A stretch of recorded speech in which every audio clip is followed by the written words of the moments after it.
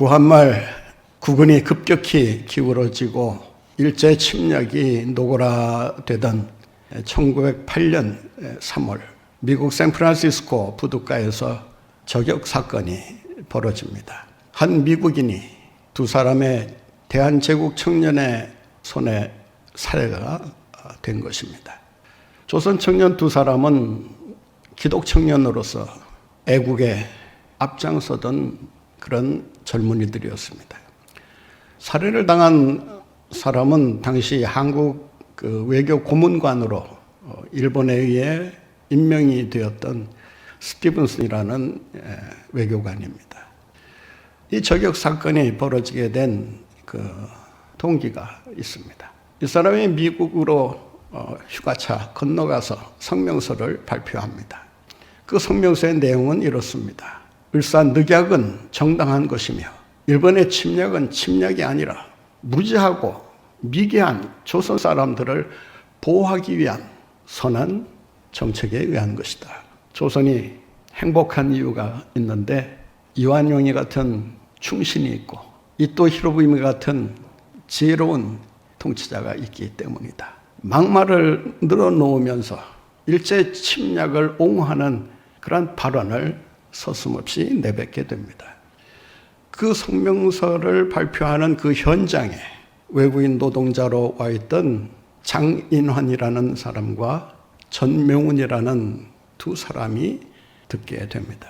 그 연설을 들으면서 끓어오르는 분노를 금할 길이 없었습니다. 그래서 이 두 사람이 각각 스티븐슨을 제거하기 위한 계획을 짜게 됩니다.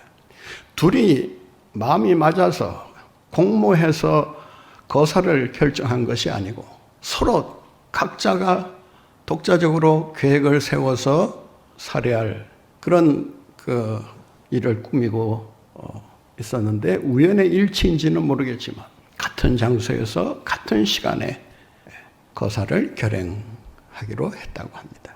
나중에 알려진 사실입니다. 전명훈 의사가 역으로 들어오는 스티븐슨을 향해서 총을 발사했지만 이 방아쇠가 감고 있던 그 붕대에 걸리는 바람에 불발로 그칩니다. 이에 화가 난 스티븐슨이 무력으로 이 정명훈 의사를 제압하고 총을 빼앗으려고 하게 됩니다.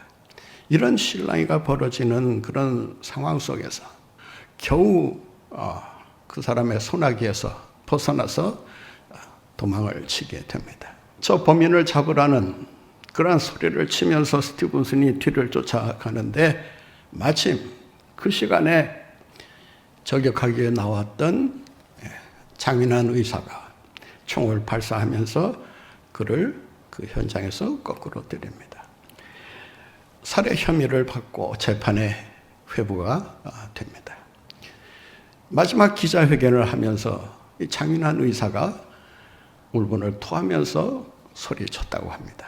일제가 대한제국을 집어삼키고 온갖 악행과 불의를 행한 것은 전 세계가 다 알고 있지 않느냐.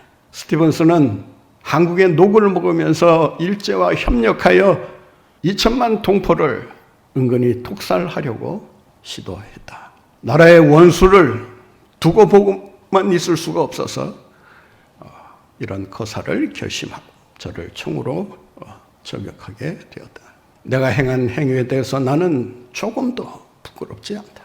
나와 같은 의사가 계속 줄을 이어 뜻을 같이 했으면 좋겠다. 이 기자회견 내용이 신문을 통해서 미국 사람들에게 전해집니다. 처음에는 단순 폭행 사건으로만 알고 이상한 테러리스트라고 하는 그런 생각을 가지고 이 사건을 바라보다가 그가 한 말을 자세히 듣고 난 후에 이 두 의사의 그 애국심이 얼마나 투철했는가를 알아주기 시작을 합니다. 그 여론이 조금씩 유리한 쪽으로 바뀌어가고 있었는데 일본 총영사가 자기의 그 관계된 사람들을 총동원해서 극형에 처하도록 강력하게 요청을 하고 다녔다고 합니다. 그러나 재판장도 이 사건이 단순한 그런 테러가 아니라 애국 충정에서 나온 애국심의 발로라고 하는 것을 이해하고 25년 형을 내리게 됩니다. 이 두 사람은 다 기독 청년들이었다고 합니다. 이 사건으로 인해서 애국심이라고 하는 것이 얼마나 소중한가를 만천하에 알리게 됩니다. 나라 사랑이라고 하는 것은 나라를 빼앗겨 본 사람만이 절실하게 깨달을 수 있는 것이라고 할 수 있습니다.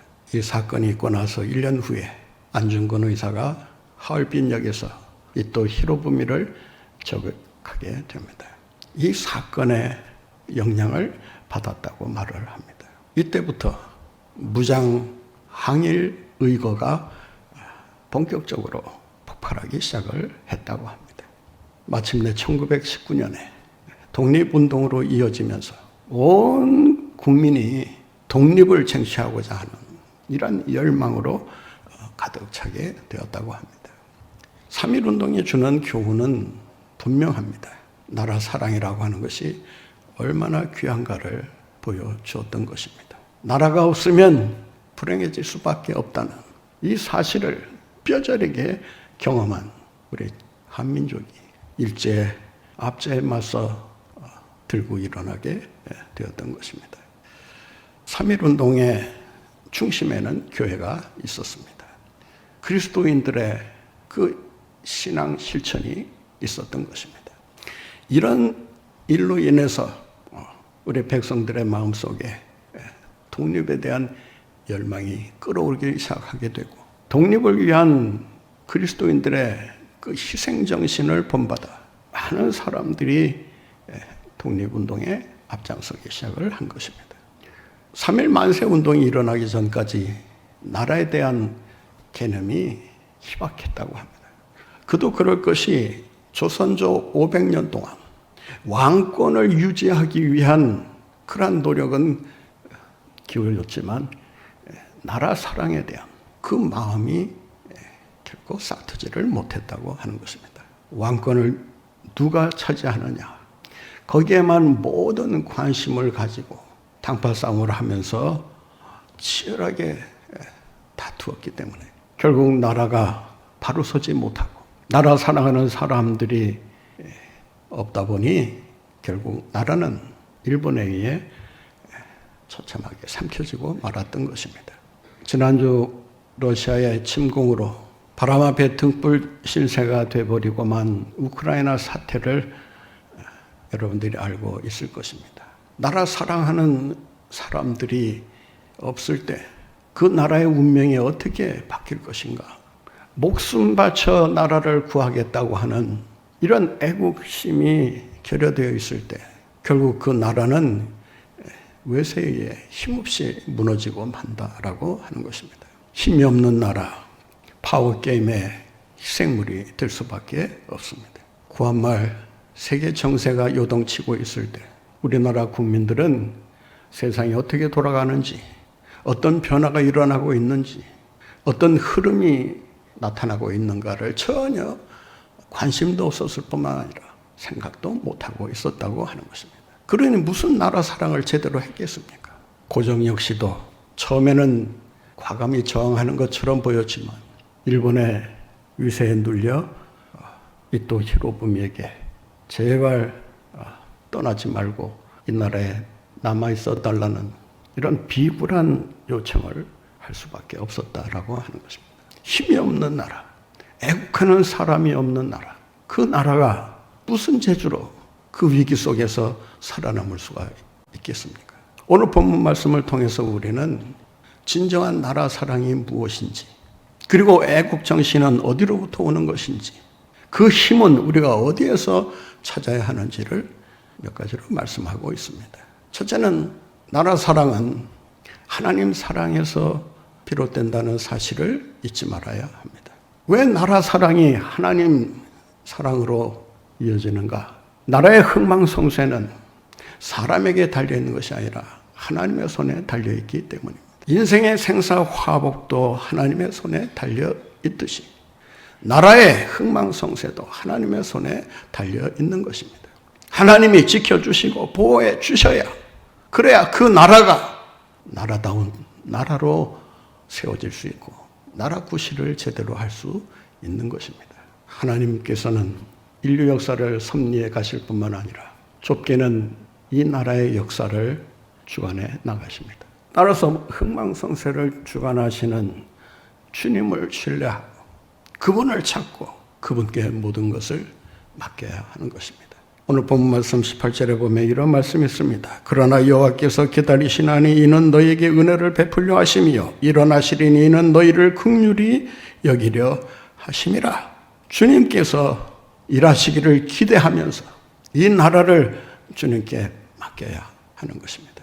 하나님께서 세우지 아니하시면 세우는 자의 수고가 헛되다 했습니다. 하나님께서 지키지 아니하시면 파수꾼의 경성함이 허사라 말씀하고 있습니다.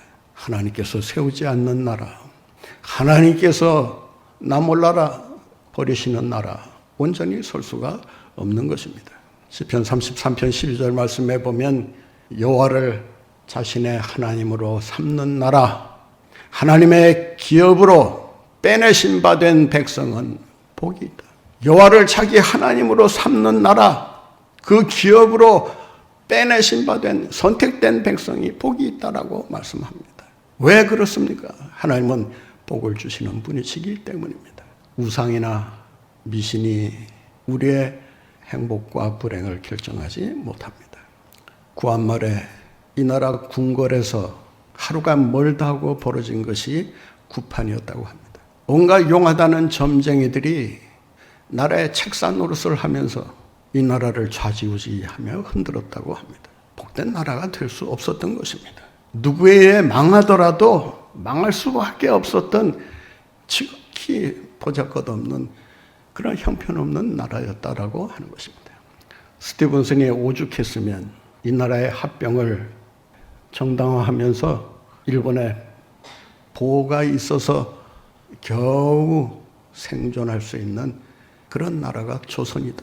따라서 조선 사람들은 일본의 압제에 고마워해야 되고 그들을 인정해야 된다. 나라를 팔아먹은 을사오적도 훗날 그런 결정을 하게 된 이유를 설명하면서 나라에 희망이 없다라고 판단을 했다는 것입니다. 이런 상황 속에서 나라가 어떻게 세워질 수 있는가? 그 비결은 단 하나입니다. 하나님의 손에 의해서만 나라가 세워질 수 있고 지켜질 수 있고 번영할 수 있다는 사실을 잊지 마시기를 바랍니다. 따라서 하나님의 사람들은 그 무엇보다 하나님 사랑을 실천해야 합니다. 하나님이 아닌 우상을 결코 가까이에서는 안 된다는 것입니다. 22절 말씀에 보면 이런 말씀이 있습니다. 또 너희가 너희 조각한 우상에 입힌 은과 부어 만든 우상에 올린 금을 더럽게 하여 불결한 물건을 던짐같이 던지며 이르기를 나가라 하려. 우상을 헌신짝처럼 던져버리라는 것입니다. 우상이 발붙이지 못하도록 그의 흔적조차 제거해 버리라는 것입니다. 우상이 판을 치는 한 그 나라는 망할 수밖에 없다는 것입니다. 이스라엘 백성이 아수르에 의해 망하고 남유다가 바벨론에게 처참하게 멸망을 당합니다. 선지자들은 그 이유를 이렇게 말합니다.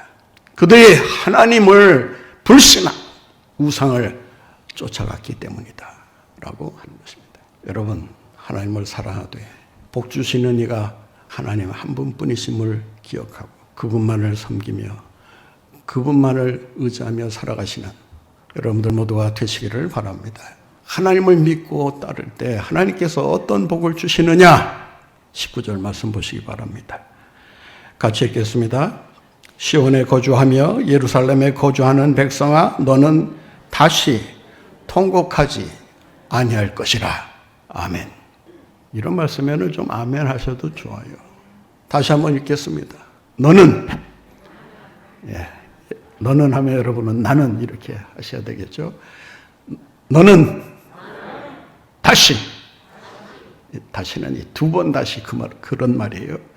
두 번 다시 통곡하지 아니할 것이라. 시온에 거주하며 예루살렘에 거주한다는 말이 무엇입니까? 하나님의 임재를 사모하며 그분을 사랑하는 사람, 그 백성들에게 하나님께서 어떠한 복을 주시느냐? 다시는 통곡거리가 생기지 않도록, 다시 말해서 통곡의 근원이 제거되도록 해 주시겠다라고 하는 것입니다. 반대로 말하면 최고의 기쁨의 날을 선물로 주시겠다라고 하는 것입니다. 사랑하는 성도 여러분, 나라의 번영을 생각하고 이 나라가 보다 강한 나라로 열방 위에 우뚝 세워지기를 원하신다면 우뚝 세워주시는 주님을 믿고 그분을 섬기는, 그리고 그분을 뜨겁게 사랑하는 여러분들 모두가 되시기를 바랍니다. 어떻게 해야 우리가 애국하는 삶을 살아갈 수 있고 진정한 나라 사랑의 삶을 실천할 수 있느냐라고 하는 것입니다. 오늘 본문 말씀 9절 말씀 보시면 진정한 애국이란 그 나라를 위해 또 개인을 위해 그 사회를 위해 기도하는 것이다 라고 말씀하고 있습니다. 다시 한번 읽겠습니다. 시온에 거주하며 예루살렘에 거주하는 백성아 너는 다시 통곡하지 아니할 것이라. 그가 네 부르짖는 소리로 말미암아 내게 은혜를 베푸시되 그가 들으실 때에 내게 응답하시리라. 아멘. 네가 부르짖을 때에 응답하시리라. 여기서 부르짖는다라는 짝하라는 단어는 비상시에 앞이 보이지 않아 내지르는 비명소리를 가리킵니다. 따라서 여기에서 하나님 앞에 드리는 기도는 평상시에 드리는 기도라기보다는 비상시에 드리는 기도라고 할 수 있습니다.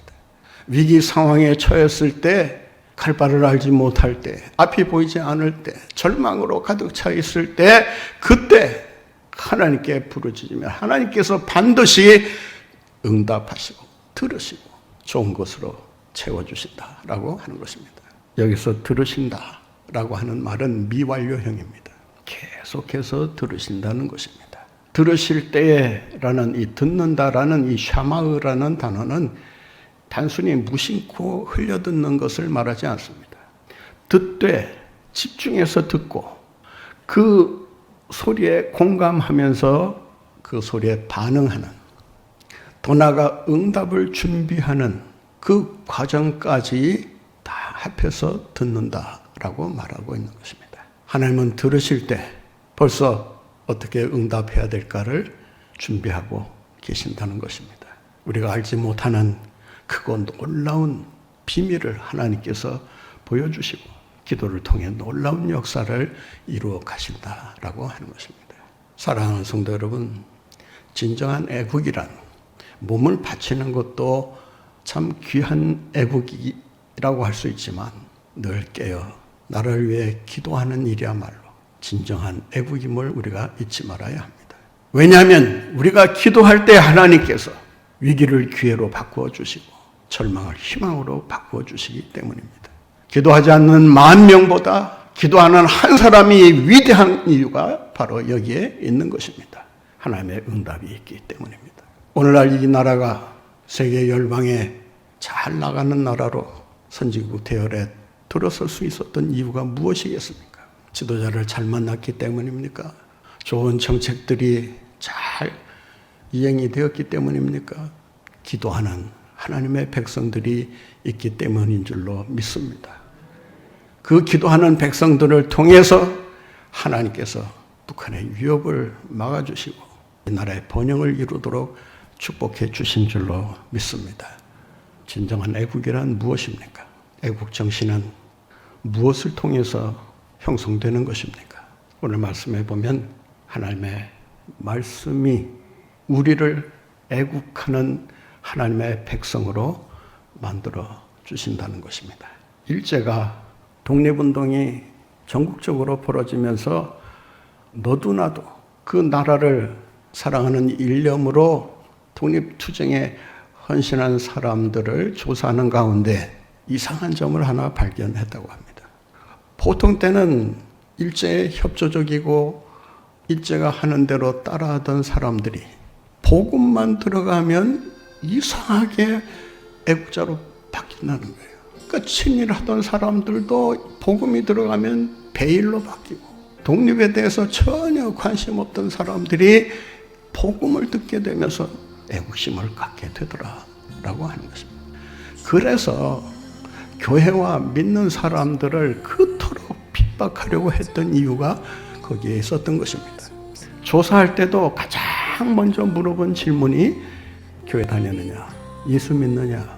사랑하는 성도 여러분, 오늘 주보 칼럼에도 실었습니다마는 3.1운동이 있고 나서 3월 3일에 독립단 통고문에 독립운동을 계속 이어나가기 위해 믿음의 사람들이 어떤 자세를 취해야 될 것인가를 제시해 주고 있습니다. 월요일에는 이사야 10장, 화요일에는 에레미야 12장, 수요일에는 신명기 28장, 목요일에는 이사야 59장, 금요일에는 아가서 5장, 토요일에는 로마서 8장을 돌아가며 읽고 그 말씀대로 살기 위해 힘쓰라. 이 본문을 여러분들이 집으로 가셔서 한번 요일마다 그 해당된 말씀을 한번 읽어보세요. 공통점이 있습니다. 하나님께서 반드시 자신의 백성들을 건져내시고 침략자의 손에서 빼앗으실 뿐만 아니라 침략자들을 심판하시겠다고 하는 약속의 말씀들이 있습니다. 말씀에 의한 3.1운동이 일어나게 되었다라는 사실을 우리가 잊지 말아야 할 것입니다. 진정한 애국이란 하나님 사랑, 기도 사랑, 말씀 사랑에 있다는 것을 잊지 마시고 이 애국 정신을 다시금 회복하고 장차 이 땅에 하나님께서 큰 선물로 내려주실 통일의 비전을 보면서 그날을 향해 애국 정신으로 힘차게 전진하며 주 영광 나타내며 살아가시는 여러분들 모두가 되시기를 바랍니다.